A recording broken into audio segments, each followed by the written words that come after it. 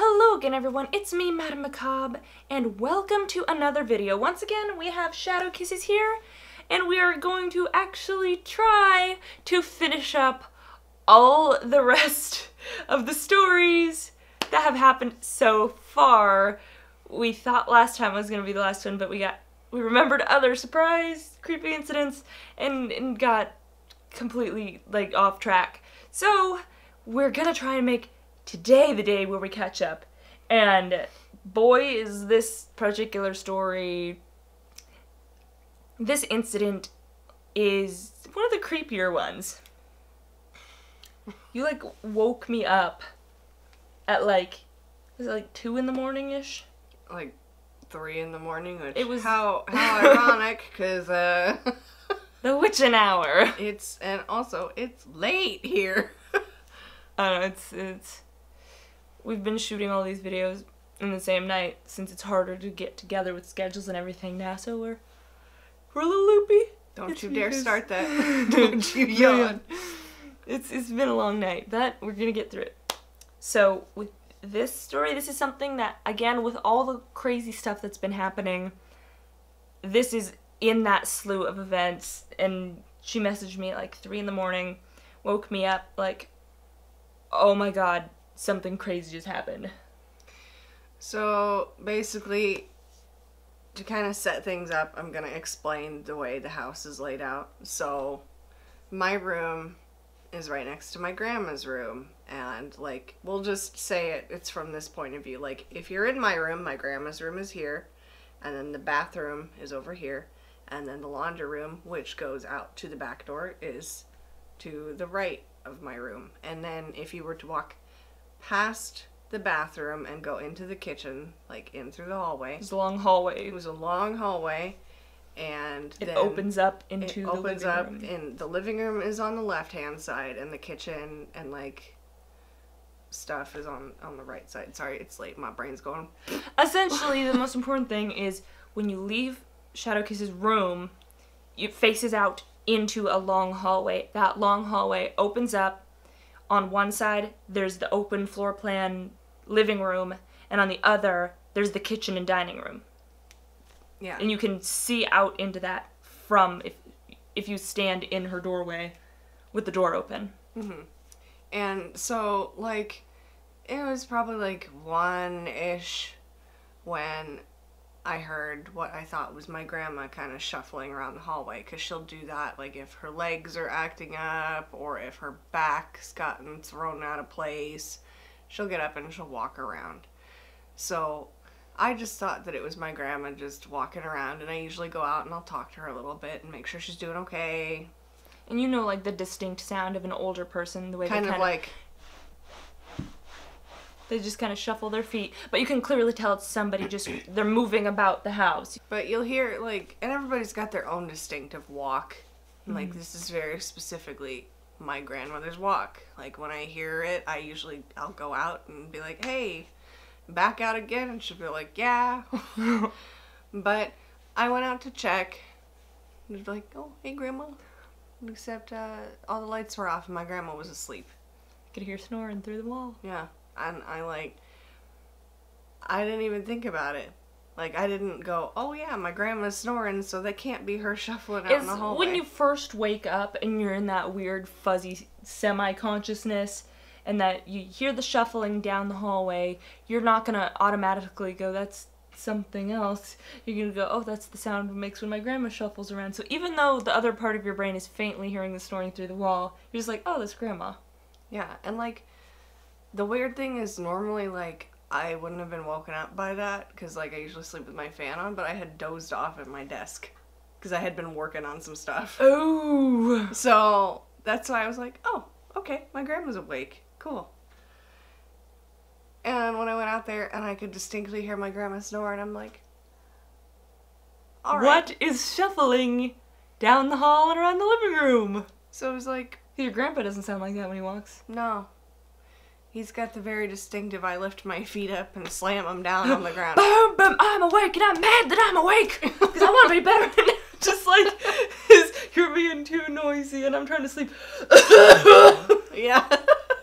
I'll go in, and I'll breathe in the kitchen and but so I was like, okay, maybe I was still kind of half asleep. So I like all right, I'll get ready for bed maybe. And I go into the bathroom and I use the bathroom obviously, and then I brush my teeth and I'm like, you know what? I'm kind of thirsty. I'm gonna get some water. Like I need ice water when I go to bed. So I went out there. I'm getting my water. And so basically the fridge doors open up to where like it kind of blocks your view of the living room. And when I had closed the fridge, I hate this part. When I hate this part right here. I really do. When I had closed the fridge door, out of the corner of my eye, I saw the outline of someone standing in front of the windows that look out into the front yard. And I immediately, like, turned my head, because, like, it's like that meme I reblogged a while ago, like, witchy problems, when you don't know if you're seeing something out of the corner of your eye, or if it's a literal demon. Like, that's my life in a nutshell. Like, an intruder! But, it didn't disappear when I looked at it dead on. And I didn't have my usual reaction, which kind of surprised me. Your general reaction is, ah! For your run! Dun, dun, dun, dun. But my immediate reaction is, my grandma keeps my late aunt's Bible on the bookshelf that's in the living room. And my immediate reaction was I'm like stomping over there, swiped it off of the bookshelf, and thrust it in its face. And as I did that, the only way I can describe it... How close did you get to it? Probably... I'm trying to figure out how to, like, explain it. Was it, like, more than an arm's... It was about, like, just a little bit, like, my arm's length. So, like, to your shoulder, pretty much. The end of your shoulder. I got so you that got right close. up in its business. I was like, get the F out of my house. And the only way I can describe this feeling is, like, you know when you're on a roller coaster? Mm-hmm. And, like, you've got that force hitting you? That, like, butterflies in your stomach? Yeah, that, like, and then weird the tingly static? G-force. And the, oh god, yeah. It was like that, but reverse. As it disappeared. As I thrust the Bible in its face. So that's like when I was like 13 and I went to like Magic Mountain and I rode the silver bullet that's supposed to like mimic the G-force of a fighter pilot, and I almost passed out because you're hitting the turn where it comes down off of the drop and it goes in a super sharp turn and the G's start hitting you and everything started, I felt this crazy pressure and everything started fading to grayscale and I'm like, oh, I'm gonna pass out. Squeeze his stomach muscles, then everything, and then the turn ends, and that immediately, like, yeah, whips away from you. But, like going down a steep hill on a roller coaster, getting that momentum, but it was reverse, so it felt like I was riding a roller coaster backwards. Ooh. And, like, I don't know what came over me that night. I think it was because it was something that was in my house. Mm-hmm. And that made me well, mad. At that point, all the other stuff was outside hunting you, and you were, like, more vulnerable out in its territory. But this was something that breached your territory. You come into my home, and you stare at me in my kitchen. What did it look like exactly? It was... What's that? Is it Vanta Black? Vanta Black? Vanta Black. Where it's, like... That's, like, the classic shadow figure, where it's, like, blacker than black. It, like, eats light, to where even in the darkness of night, with the tiny little bits of moonlight that light the way, it is just, like, a black void. And it had pinprick white lights coming out, like, where its eyes would be. That, to me, sounds like one of the classic depictions of a type of shadow person, because generally they're described as that super Vanta Black, and... one of the things I can have is the pinprick eyes. I've seen shadow figures with pinprick eyes, and it's shadow figures, those things are up for debate because some people are like, it's neutral, it's just watching, where like a lot of people are like, yeah, no, they're mean, they're bad, they want to hurt you. There goes my eye again. It's just, I don't know, like, I think the jury's still out on shadow figures as a whole, but my personal experience with shadow figures has not been a positive one. I generally associate them with bad things, especially because from past stories about the worst, I think it's in my my library of videos, my worst paranormal experience ever. I think that is what it's under. But that was also for when it was the entity was tormenting Shadowkisses. She was really scared of the Grudge at the time, so it appeared as a Kayako from the Grudge. But me, I wasn't really particularly shaken by anything in general. And I think the default form for demons, if they can't think of something to scare you, they'll often revert to shadow figure. Mm-hmm. And I had seen a long-armed shadow man with pinprick eyes. So I don't associate, and that was not a nice one. So I don't associate them with good things. Maybe you've had a positive experience with one that's like, some people are like, oh, I felt like it was a guardian. Good for you. But that wasn't the case for me, ever. And, like, I didn't get a super malicious vibe. It was more of, like, you're intruding in my safe place. Especially because my grandmother is, like, mega Christian. She's a Jesus warrior. She will Jesus kick a demon in the throat. Jesus kick. It's like a falcon punch. Jesus kick. But, like, it was more of, like, you came into my home. It's kind of hard to describe. It was more of, like, it gave off a curious vibe, but I didn't like the feeling that it gave me when I thrust that Bible in his face. Yeah, no, I don't think necessarily, like, I don't think it would have been a good thing, because I don't associate those things with good, but it possibly could have been scoping the joint out. Like, But this was right before I did the crystal gridding on my house. Like, at that point, I was like, I'm And it hasn't done. come back since then, has it? Okay. No. So, I spooked it. Whatever it's worth, crystal gridding for anti-negative. I never put a lot of stock into I still don't put a lot of stock into crystal healing. But, like, when it comes to, like, dealing with paranormal entities, if it's an old native cure, it's like, you know what? It's not gonna hurt to give it a shot. It'll make me feel better. And plus it's like, what's her name? Like, Haley Reese, how she says it's all about intention. Like, how you go about things. Like, if you put out positive energy or you say, this is going to help protect me, then you're putting that intention into that object. And a lot of these bad entities, they're kind of cowardly, vulturistic by nature. They're scavengers, basically. They don't like to hunt emotionally stable and powerful people. They go for you when you are at your lowest, when you are emotionally fragile, emotionally messed up, going through a hard part in your life, and you just feel really weak. That's when you're most susceptible. So, in a way, even if there isn't any inherent power in doing these things, if to you believe it's gonna help and it makes you feel better, regardless of whether it inherently works or not, I tend to be of the standpoint that, well, it's making you more emotionally strong. Essentially, so it's giving you more defenses, whether it has any properties or not. If it makes you feel better, your stronghold is getting stronger. Essentially, you give whatever object you decide the power to repel demons or repel evil. If you go, these cat nail clippers are going to keep demons out of my house. A wonderful example. Because I say so.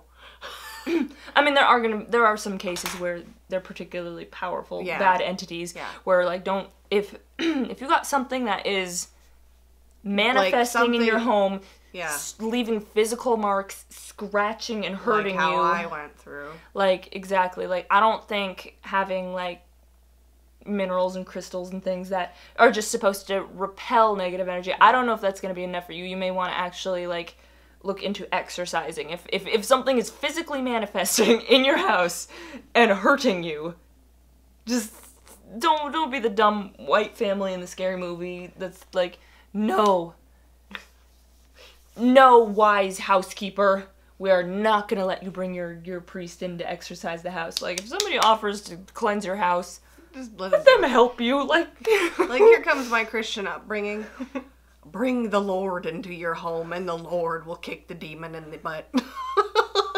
Just got a mental image of Jesus. Be gone, thought.